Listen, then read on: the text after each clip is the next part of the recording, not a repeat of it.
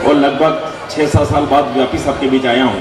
मुझे मालूम नहीं मैंने आपके बीच क्या सुनाया, लेकिन उनको भी मेरे जीवन की शुरुआत के दिनों में नारायणगढ़ 2008 में मेरा प्रथम कवि सम्मेलन यह था कि मैं आया था यहाँ पे।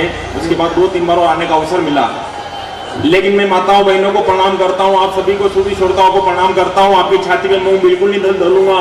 10 मिनट का ट्रेलर दिखाऊंगा, ट्रेलर समझ में आएगा तो पूरी फिल्म दिखाऊंगा। देखो अपने को फोकट का चाटने में आता ही नहीं और अपन फोकट का किसी को चाटता ही नहीं। देखो मेरी माताएं बहनें, आज मेरी कवि सम्मेलन की यात्राएं पूरी आपकी जवाबदारी पे है, क्योंकि माताओं बहनों को कुछ कहना ही नहीं है। एक हमारे भाभी जी रो रहे थे घर में अकेले बैठे बैठे, तो दूसरे भाभी जी गए, वो भी उसके साथ बैठकर रोने लगे। तीसरे गए, उन्होंने भी नहीं पूछा और वो भी रोने लगे। चौथे पहुंचे, वो भी रोने लगे। ऐसे करके पूरा घर भर गया और सारे भाभी जी मिलकर रो रहे। तब तक उसका घर वाला आया बाहर से, मेरे घर में क्या हो गया, आज ये सब क्यों रो रही है? तो उन्होंने पीछे वाली से पूछा, रे भाभी जी आप क्यों रो रहे हो? कह रहे मेरे से क्या पूछता, आगे वाला से पूछ, ये रो रही थी तो मैं रो रही।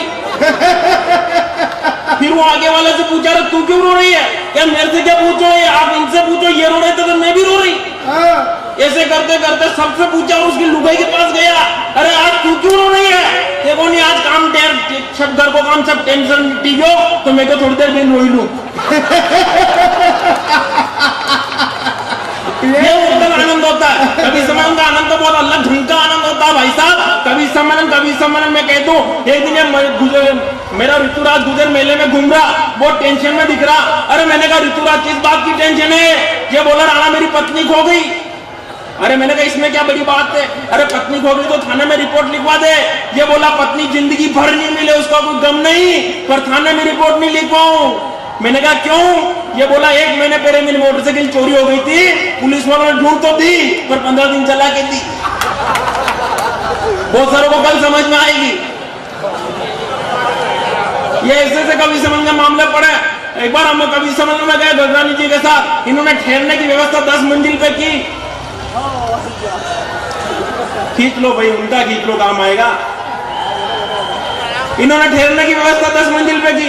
अरे मैंने कहा यार गजरानी जी लिफ्ट की व्यवस्था नहीं, अपन 10 मंजिल पे कैसे चढ़ेंगे? ये बोले हाँ एक एक कविता सब कवि सुनाएंगे, तब तक अपन 10 मंजिल पे चले जाएंगे। और उसमें एक प्रॉब्लम हो गई, उसमें एक हकला कोई भी फंस गया। हम जैसे पहली मंजिल पे पहुंचे, हकला बोला मुंह, बहुत देर लगेगा तू। 4थी मंजिल पे पहुंचा, फिर हकला बोलो पैसा मुंह, मैं चौक बहुत देर लगेगा तू। 8वीं मंजिल पे पहुंचा, फिर हकला बोलो पैसा मुंह, मैं चौक बहुत देर लगेगा तू। 10वीं मंजिल पे पहुंचा, हकला बोलो पैसा अबे तो मुंह, मैं क्यों होने दे नहीं तो कमरे की जमीन नीचे घुली।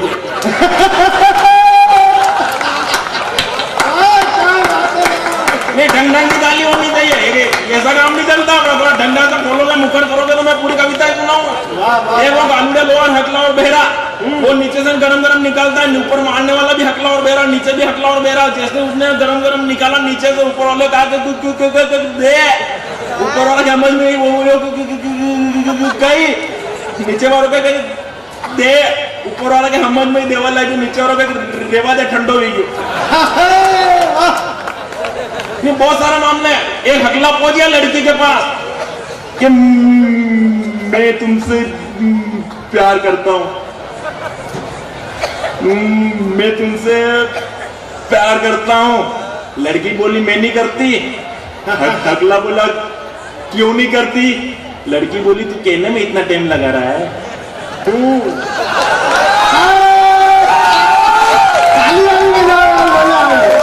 अरे शादी की बात करने में कितना लगाएगा? ये कह रहा है, ये गलत। नहीं मजा आ रहा नहीं आ रहा? पहले तो ये बताओ, ढंगना का काम हो तो करो। नहीं ऐसा ये क्या ये सब्जी मंडी थोड़ी है क्या 10 रुपए किलो है? मेरी जिंदगी की बहुत सारी घटना भाई साहब, मैं नहीं पहुंचा, मेरी कविता यहाँ पहले पहुंच गई। एक कवि की कैसेट चल रही थी, जिस कवि ने मेरी कविता चुरा कर पूरे देश की यात्रा कर ली। अभी थोड़ी देर पहले मैं जब आया तो वो यहाँ पढ़ रहा था, उस मंच में मैंने सुना और उसके लिए मैंने उसको माफ भी कर दिया। मैंने कहा भाई कोई बात नहीं, मैं तो करने सीधा जाता हूँ भाई साहब, लेकिन जिंदगी में सारी मेरी उल्टी हो जाती है कि हमारी किस्मत में आता है किसी फूटी। आप जो भी बात करूँगा सही, एक भी बात नहीं करूँगा झूठी। गेले चलता हमारी गर्दस्ती की गाड़ी में अच्छी बात लगी, घर में लुगाई बेहतर करता, पड़ोस की छोड़ने पटावा चक्कर में घर वाली बजी।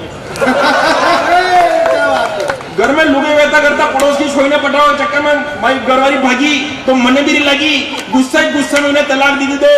तलाक देता हुआ तीसरे दिन नाते पड़ेगी न चीनी छोड़नी में पटाई, वो दूसरा चौरांडे बैलिंग करेगी। चीनी छोड़नी में पटाई, वो दूसरा चौरांडे पागिन करेगी।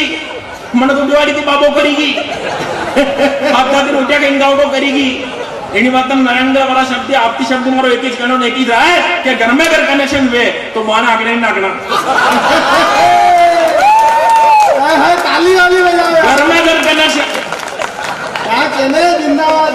घर में अगर कनेक्शन में तो आगने माना आगने नागना काके डबल करने मतलब तो घर की वायरिंग बड़ी सा ना आगने नागना कर बिजली ऑफिस वाला देख ले विचार बड़ी था। आणि बात जिनका फाइल लगे मिले तुरंत कनेक्शन कराओ, जिनके पे कनेक्शन की जरूरत है तुरंत फाइल लगाओ, पर कहीं दूसरा के तारा में आगे मत लगाओ। नहीं, मैं तो सुधारने का काम करता हूँ, देश को सुधारने के लिए निकला हूँ, देश को सुधारने की बात करता हूँ, लेकिन मैं सारा ही काम इस तरह से करता हूँ। एक दिन ये ऋतुराज निकल रहा था गाड़ी लेके, शाहजहांपुर से निकल रहा था, एक लड़की ने उसको हाथ दिया कि मेरे को 2 किलोमीटर दूर उतार देना।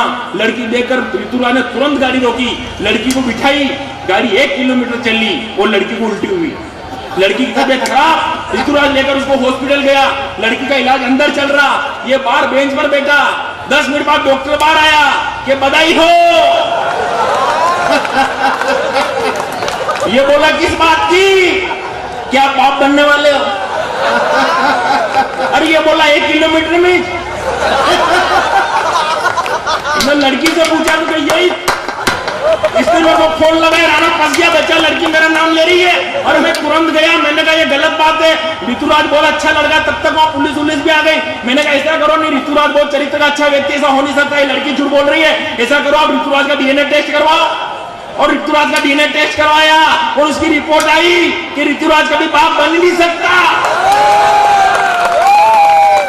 अरे मैंने कहा सारी प्रॉब्लम खत्म हो गई, तू कभी बाप बन नहीं सकता, फिर भी ये मुंह लड़का न खड़ा ऐसे। अरे मैंने कहा किस बात की चिंता? ये बोले जब 2 बच्चे घर पे हैं वो।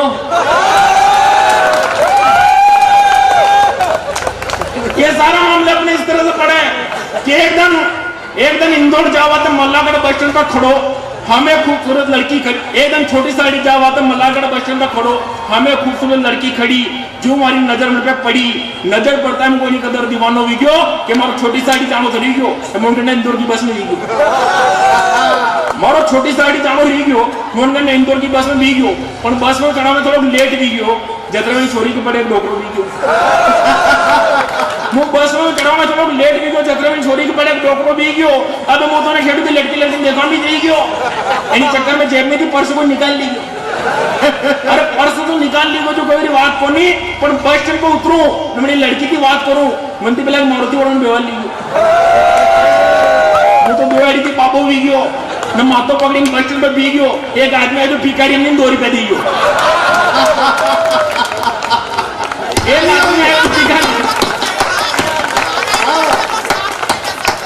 आदमी है भिखारी हमने 2 रुपए दी गयो, तो मुझे थोड़ी देर रेटे मातो में भी गयो, 10 मिनट में हाथ में 10 रुपया को जुगाड़ भी गयो न मनसो लागे जाने परमानेंट भिखारी भी गयो,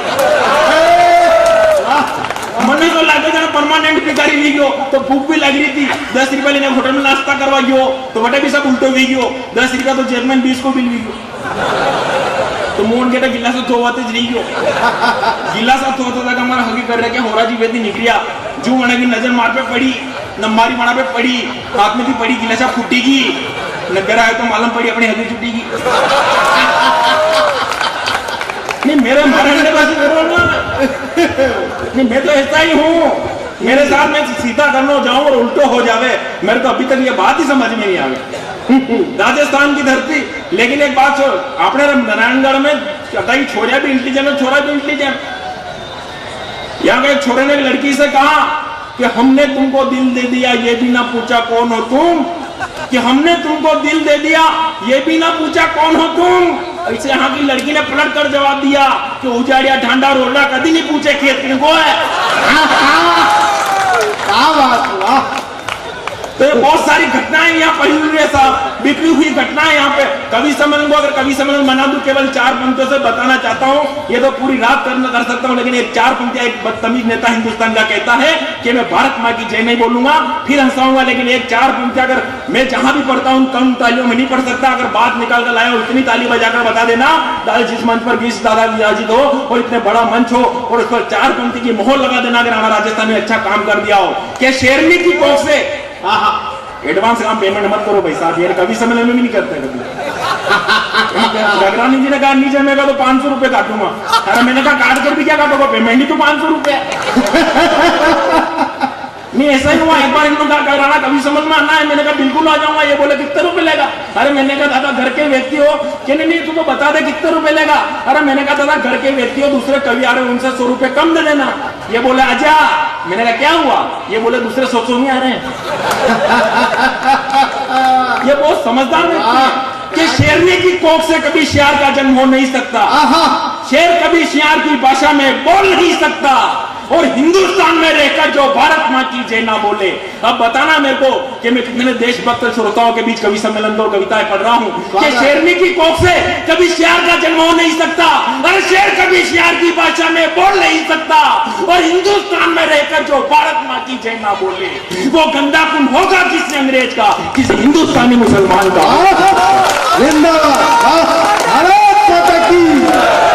वो गंदा खून होगा किसी अंग्रेज का, किसी हिंदुस्तानी मुसलमान का हो नहीं सकता। हमारा 2-4 साल पहले छोटी साड़ी थाने के अंदर बलात्कार हो गया, तब पढ़ लेना चाहता हूँ कि चौकीदार ही अगर करने लगे चोरियां तो चोरियों को बोलो फिर कौन रोक पाएगा। माली अगर उजाड़ेगा खुद ही बगीचे को, बगीचे में फिर फूल कैसे खिल पाएगा और नोटों के दम पर बिकेंगे अगर न्यायाधीश तो इंसाफ जनता को कैसे मिल पाएगा और थाने में ही बलात्कार करेंगे अगर थानेदार तो जनता की रक्षा बोलो कौन कर पाएगा। बहुत सारे मामले पड़े हैं साहब। ये ऋतुराज